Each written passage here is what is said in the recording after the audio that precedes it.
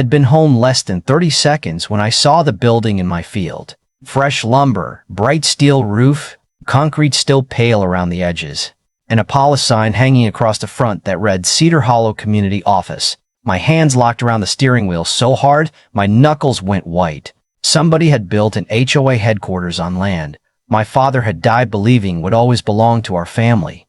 I hit the brakes in the middle of the gravel drive and just sat there, engine idling, staring through the windshield as if the thing might disappear once my eyes adjusted. It did not. A nail gun cracked somewhere behind the frame. Two workers carried a sheet of metal toward the roof, and beside them stood a woman in cream-colored slacks holding a clipboard against her chest like a judge about to announce a sentence. Her name was Marlene Voss, president of the Cedar Hollow Property Association, and judging by the smile on her face, she believed I had arrived just in time to admire her work. She walked toward my truck before I had even shut off the engine, her heels sinking slightly into the soft edge of my pasture, though she pretended not to notice. "Well, Caleb," she called, "what do you think?"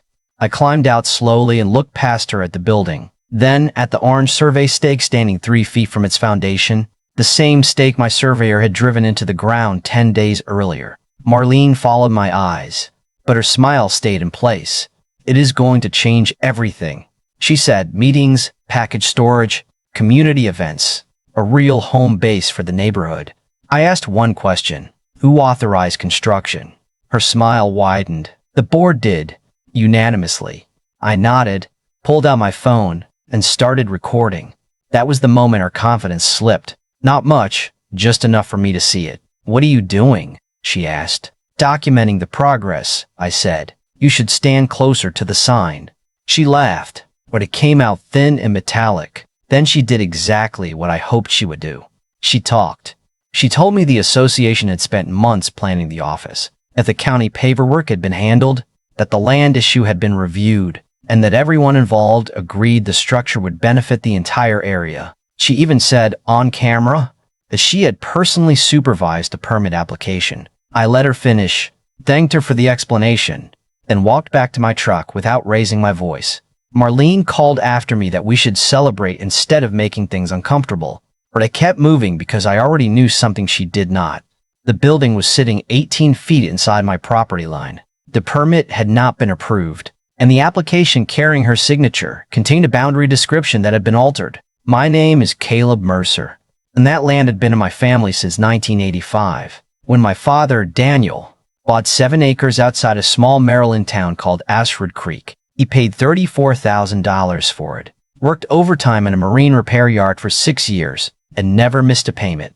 Dad was not sentimental in the way people usually mean it. He did not give speeches or frame old photographs, but he could tell you where every fence post came from, which corner flooded after a hard spring rain, and exactly how old the walnut tree beside the barn was. When he died in 2011, he left me the property, an old Chevrolet pickup, and a note inside the top drawer of his workbench.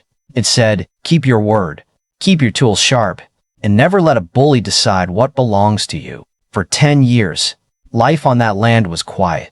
I repaired the farmhouse, built a modest welding shop, planted young maples along the western fence, and spent most evenings listening to frogs down by the drainage pond. Cedar Hollow was built next door in 2006.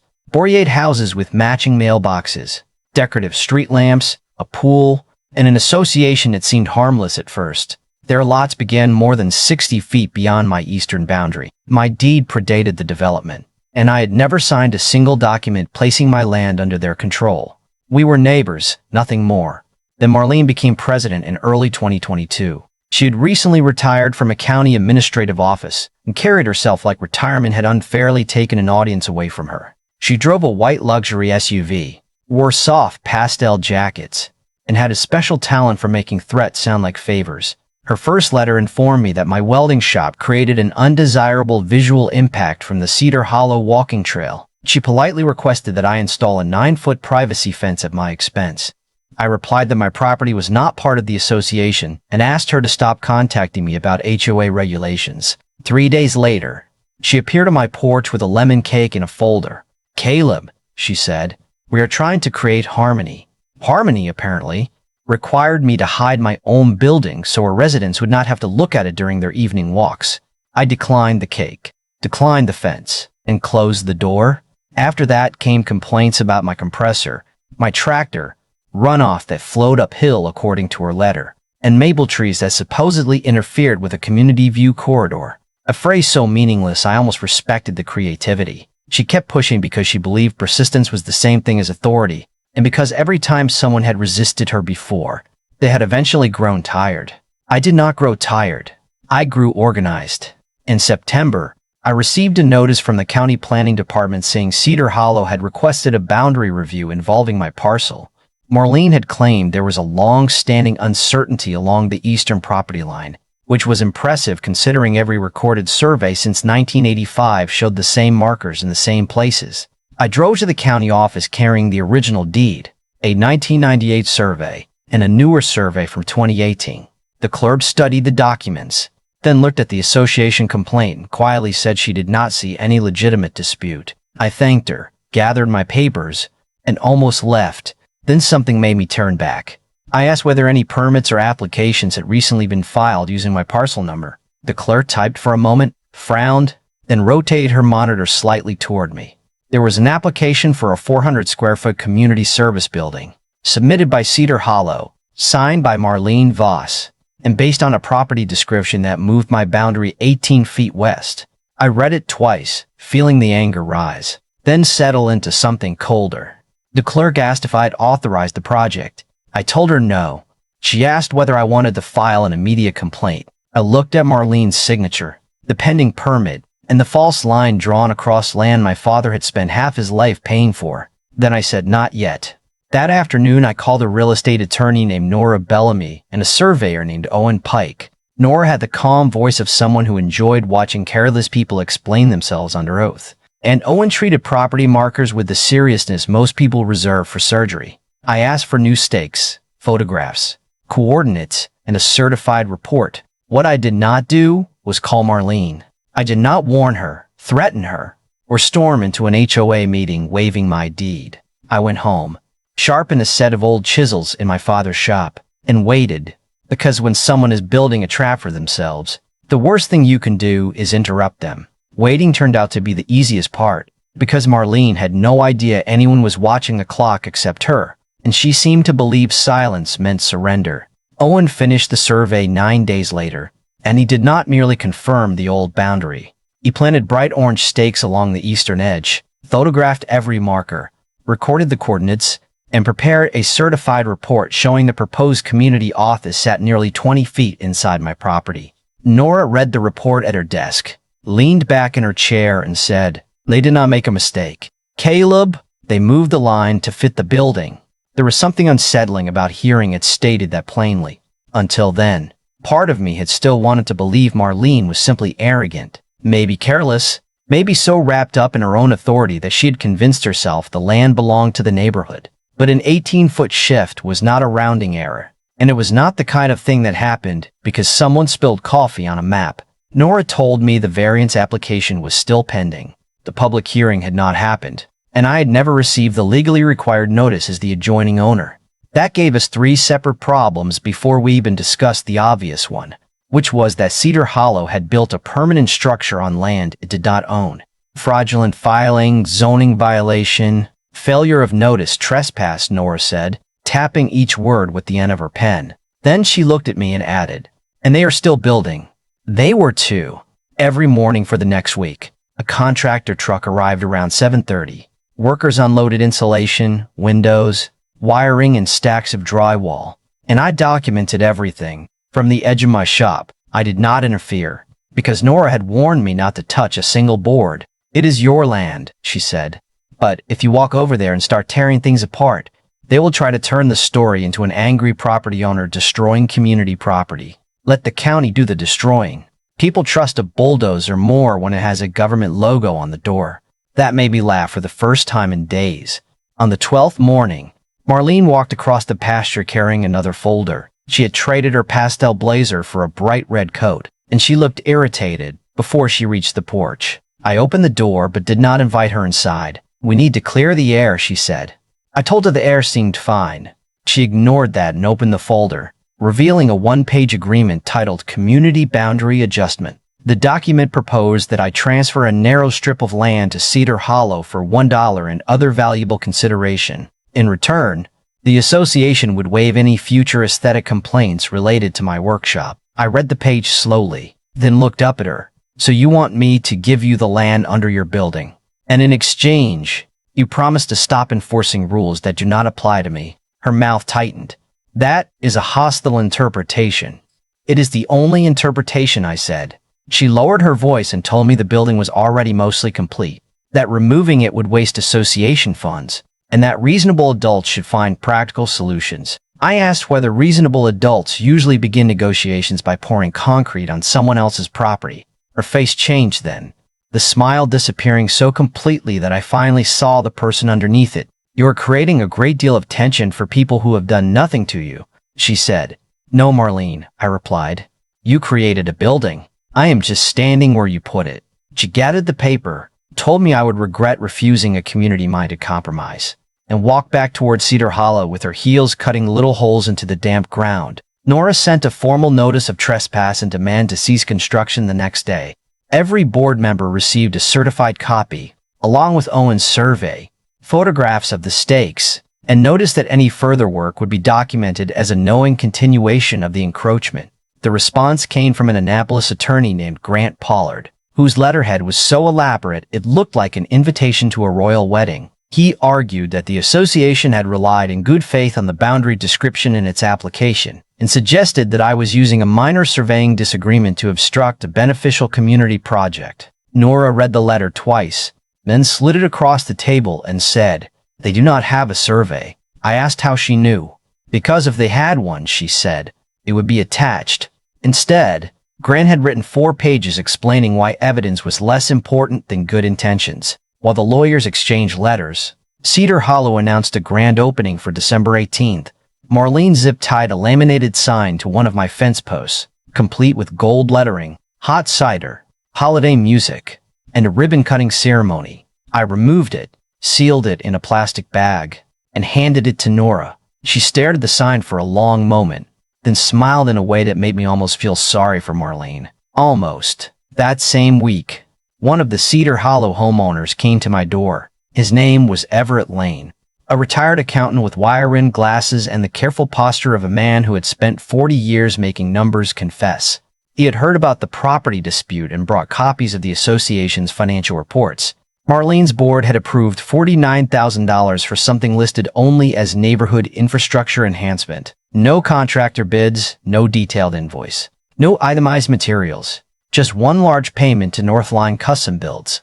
Everett had checked the company registration. The owner was Marlene's nephew, Dean Voss. I stood at the kitchen counter looking at the number while the coffee maker hissed behind us. $49,000 for a simple wooden office that any competent builder could have completed for less than half that amount. Everett adjusted his glasses and said, either her nephew is the worst estimator in Maryland, or somebody believed no one would ever ask questions. Once residents started asking, more people came forward. Sandra Keene had spent 2 years requesting repairs to the neighborhood pool and had repeatedly been told the reserve account was too low. Martin Shaw had requested meeting minutes 6 times and received nothing but automated replies. Everett had records showing several payments approved without competitive bids. None of that proved theft by itself, but together it created a smell. And once people notice a smell in the walls, they start looking for rot. Nora dug through the original subdivision records, deeds, plats, utility agreements, and transfer documents from when Cedar Hollow was developed. Late one evening, she called me at the shop and asked whether I was sitting down. In 2005, the developer had negotiated a sewer easement with my father along the eastern edge of our property. Dad allowed an underground line to cross a narrow corridor in exchange for a one-time payment, but he had included a protection clause, probably because he trusted people while never trusting paperwork. The clause gave the landowner the right to demand removal of any unauthorized structure placed within the easement corridor or on the adjoining parcel. If the responsible party failed to remove it within 30 days of written notice, damages accumulated at $600 per day. I looked out through the shop window at the half-lit community office, one corner of it sitting directly over that protected corridor. How long has it been standing? I asked. Nora paused. 34 days. The number hung in the room. $2,400 had already accumulated under an agreement Marlene had inherited with the association and apparently never bothered to read. Nora also found a certification Marlene had signed after becoming president, stating that she had reviewed all recorded property agreements affecting Cedar Hollow. Either she had lied about reading them, or she had read the easement and built anyway. Neither possibility helped her. We served the removal demand the following morning, and Grant Pollar's next letter was only 1 page long. The grand opening remained on the calendar. Marlene continued posting photographs online, smiling beside the building, thanking residents for making her vision possible, but her confidence had started to look rehearsed. Meanwhile, Nora filed our formal objection with the county planning board and requested that the false boundary description be referred to code enforcement.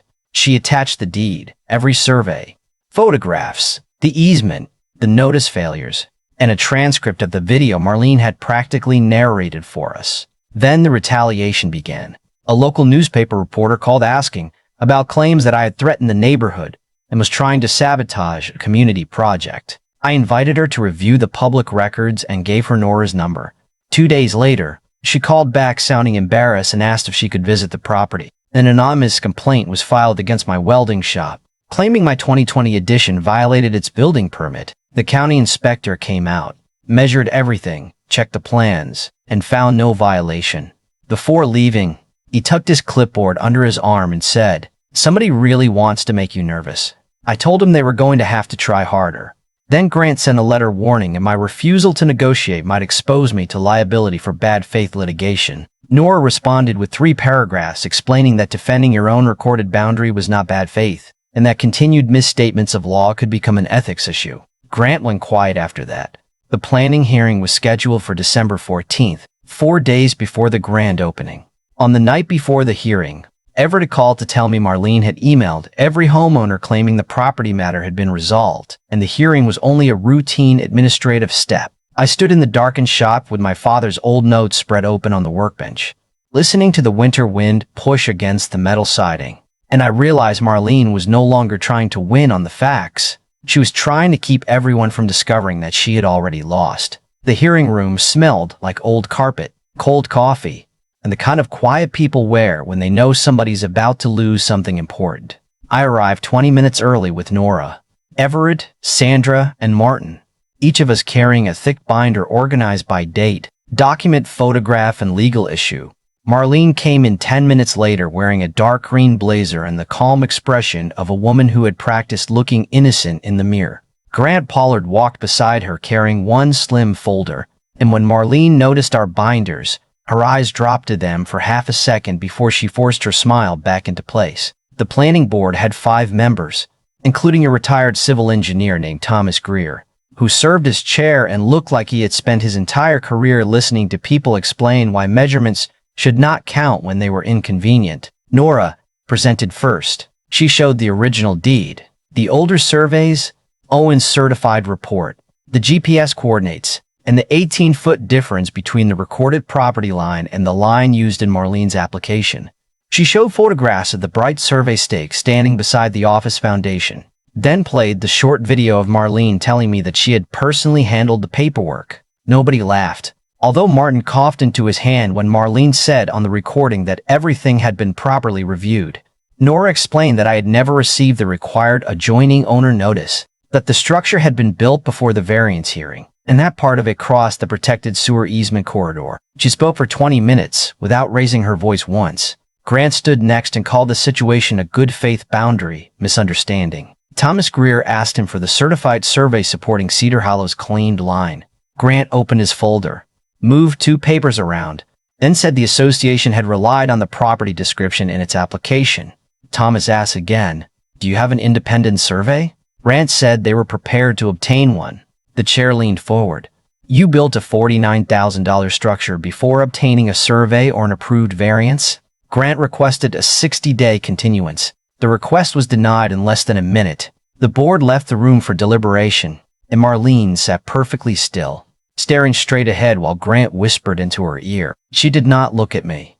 17 minutes later, the board returned and unanimously denied the variance. Thomas Greer referred the false boundary description to county code enforcement for formal investigation, then stated that the structure had no lawful permit basis. It was one sentence, delivered in a tired municipal voice, but it landed harder than anything I could have shouted. Marlene stood so quickly her chair scraped across the floor. As she passed me, she stopped and whispered, "You are going to destroy this neighborhood over a strip of grass." I looked at her and said, "No, Marlene. You spent their money building on my grass." She kept walking. 2 mornings later, a county inspector named Elias Boone arrived in a white pickup with a laser measure, a tablet, and no interest in anybody's personal drama. He measured from Owen's stakes to the foundation, checked the recorded plat, photographed every wall, and walked the easement corridor twice. Then he came over to the shop where I was standing with my coffee and said, "The entire west side of that building is on your parcel." He issued Cedar Hollow a notice of violation and gave the association 7 days to remove the structure voluntarily. If they failed, the county would hire a demolition contractor and send the bill directly to the association. Unpaid costs could become a lien against HOA property. The grand opening was scheduled for that Saturday. Marlene went ahead with it anyway. She hung string lights along the roof, set out folding tables with cookies and hot cider, hired a local teenager to play Christmas music through a speaker, and invited a representative from the county commissioner's office. I stayed home. Everett, Sandra, Martin, and the newspaper reporter all attended, and every one of them had a fully charged phone. Marlene finished her ribbon-cutting speech just after noon. According to Everett, she thanked the board, praised her nephew's construction company, and called the office proof of what neighbors could accomplish when they refused to be divided by negativity. Then Elias Boone's county truck rolled up beside the pasture. He walked through the crowd, removed a yellow notice from a plastic sleeve, and stapled it directly to the front frame. 2 clean staples. No announcement, no performance. Marlene pushed through the residence and read the notice once, then again. Her face strained so fast even the reporter lowered her camera for a moment. "You cannot serve this today," Marlene said. Elias looked at her and replied, "Ma'am, today is when it was scheduled.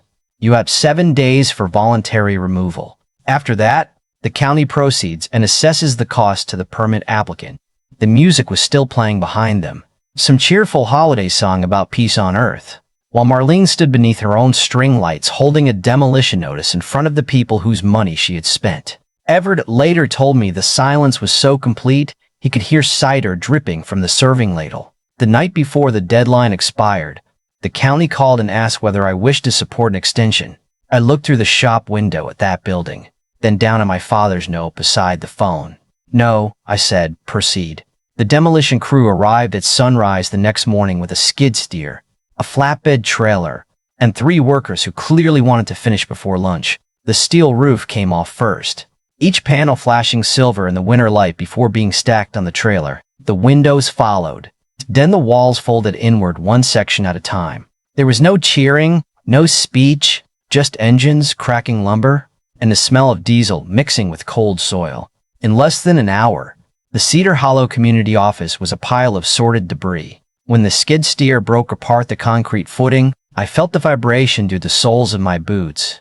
By noon, the pasture was empty again. The newspaper story came out 3 days later, documenting the false boundary, the missing notice, the illegal construction, the family-connected contractor, and the unexplained $49,000 expense. Marlene resigned in January. Graham withdrew as HOA counsel. 3 board members stepped down, and Cedar Hollow hired a forensic accountant who found enough irregularities to file a civil claim against Marlene personally. Nora filed my suit that same month, and by early spring, the association agreed to pay $44,000, including easement damages, survey expenses, attorney fees, loss of use, and restoration of the pasture. They admitted nothing in the settlement, which was fine with me, because the demolished building admitted plenty. Everett became the new board president and opened the financial records to every homeowner. Sandra finally got the pool repaired. Martin received more meeting minutes in his first month than Marlene had released in 2 years.